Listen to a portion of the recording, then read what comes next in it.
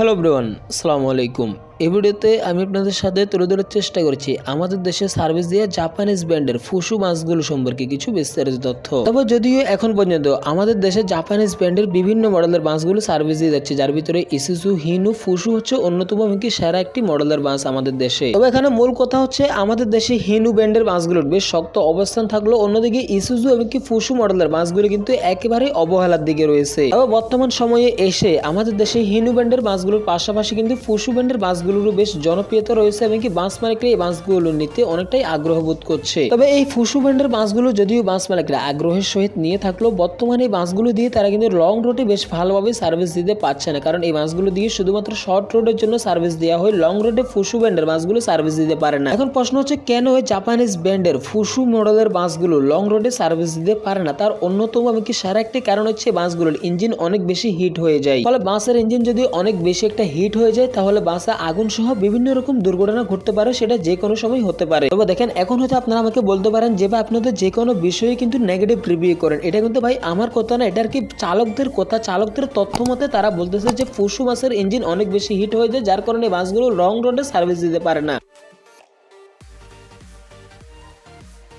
2002 সালের দিকে সর্বপ্রথম এই ফুসু ব্র্যান্ডের মাছগুলো যুক্ত হয় এসবি সুপার ডিলাক্স, পূর্বাশা পরিবহন ও ফাতেমা পরিবহনের বহরে। তারপর থেকে প্রায় 20 থেকে 21 বছর পর্যন্ত এই মাছগুলো কোনো বাস কোম্পানি কিনতে পারেনি। পরবর্তীতে 2020 সালে 74 বারের মতো হানিফ ক্যাটিসের ফ্ল্যাটে যুক্ত হয় একসাথে 4 ইউনিট ফুসু ব্র্যান্ডের মাছগুলো। ঠিক তারপর থেকেই আমাদের দেশে এই ফুসু ব্র্যান্ডের মাছগুলো ধীরে ধীরে জনপ্রিয়তা লাভ করে। যদিও বর্তমানে বরিশালের সাকুরা পরিবহন থেকে শুরু করে সিলেটের এনে ট্রান্সপোর্ট, ফেনেট, স্টারলাইন পরিবহন সহ বাংলাদেশের বিভিন্ন বড় বড় বাস কোম্পানিগুলো এই মাছগুলো নিজেদের ফ্ল্যাটে যুক্ত করে যাচ্ছে। তবে যদিও বাংলাদেশের অনেক বাস লাভাররা কিন্তু এই ফুসু ব্র্যান্ডের বাসগুলোকে লোকালও বলে থাকে, যার কারণ হচ্ছে বাংলাদেশে ফুসু ব্র্যান্ডের বাসগুলো লং রোডে সার্ভিস দিতে না পারলেও শর্ট রোডে বাসগুলো বেশ ভালোভাবে সার্ভিস দিতে পারে। এবং আপনারা হয়তো একটু যদি চারদিকে খেয়াল করে দেখেন তাহলে দেখতে পারবেন বাংলাদেশের নামে তুমি বাস কোম্পানি যারা এই ফুসু ব্র্যান্ডের বাসগুলো যুক্ত করেছে সবাই কিন্তু এই বাসগুলোকে বেশিরভাগ ক্ষেত্রে শর্ট রোডে রেখেছে, অর্থাৎ লং রোডে ফুসু ব্র্যান্ডের বাসগুলো সুবিধা করতে পারে না।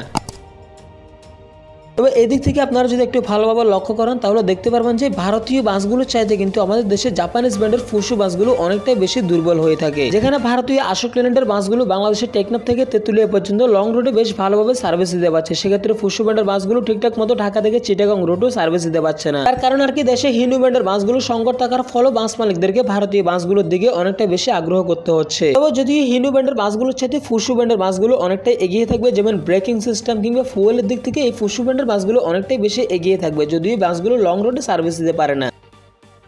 তবে এখন আপনারা যদি হিনু ব্র্যান্ডের বাসগুলোকে এবং কি ফুসু ব্র্যান্ডের বাসগুলোর সাথে আপনারা যদি কম্পেয়ার করেন তাহলে দেখতে পারবেন যে ফুসু বাসের ঠিক উল্টোটা হয়ে থাকে হিনু ব্র্যান্ডের বাসগুলোতে। যেমন বাংলাদেশের সার্ভিস দেওয়া নন এসি বাসগুলোর ভিতরে সবচেয়ে বেশি স্পিড উঠে থাকে এই হিনু একেজে ব্র্যান্ডের বাসগুলোতে। তবে স্পিড অনুযায়ী এই বাসগুলোর ব্রেকিং সিস্টেম কিন্তু খুবই দুর্বল এবং কি পাশাপাশি এই বাসগুলো ফুয়েল অনেক বেশি খেয়ে থাকে। ফলে অপোজিট সাইডে দেশে সার্ভিস দেওয়া ভারতীয় আশোক লেল্যান্ডের বাসগুলো কোকাকোলার মেয়াদের মতো কাজ করে। কোকাকোলা যেমন আপনি মেয়াদের ভিতর খেতে হবে, ঠিক একইভাবে বাসগুলো কিন্তু মেয়াদের ভিতরে সার্ভিস দিবে। যদি এর বেশি হয়ে থাকে তাহলে বুঝবেন যে মেয়াদ উত্তীর্ণ কোকাকোলা খাওয়া কিংবা ভারতীয় ব্র্যান্ডের বাসগুলো নিয়ে গ্যারেজে ঘোরা মালিকদের জন্য ঠিক একই ব্যাপার হয়ে থাকে। দিন শেষে এলাকার লোকাল বাসগুলোর মতো সার্ভিস দিচ্ছে দেশে সার্ভিস দিয়ে ফুসু ব্র্যান্ডের বাসগুলো। তবে এখন প্রশ্ন হচ্ছে, যেখানে বাংলাদেশে ফুসু ব্র্যান্ডের বাসগুলো একটা সময় এসে জনপ্রিয়তা লাভ করা দূরের কথা, বাস কোম্পানিগুলো কিন্তু অনেক বেশি আগ্রহ করছিল না, সেখানে হঠাৎ করে ফুসু ব্র্যান্ডের বাসগুলো এত জনপ্রিয়তা লাভ করলো কিভাবে?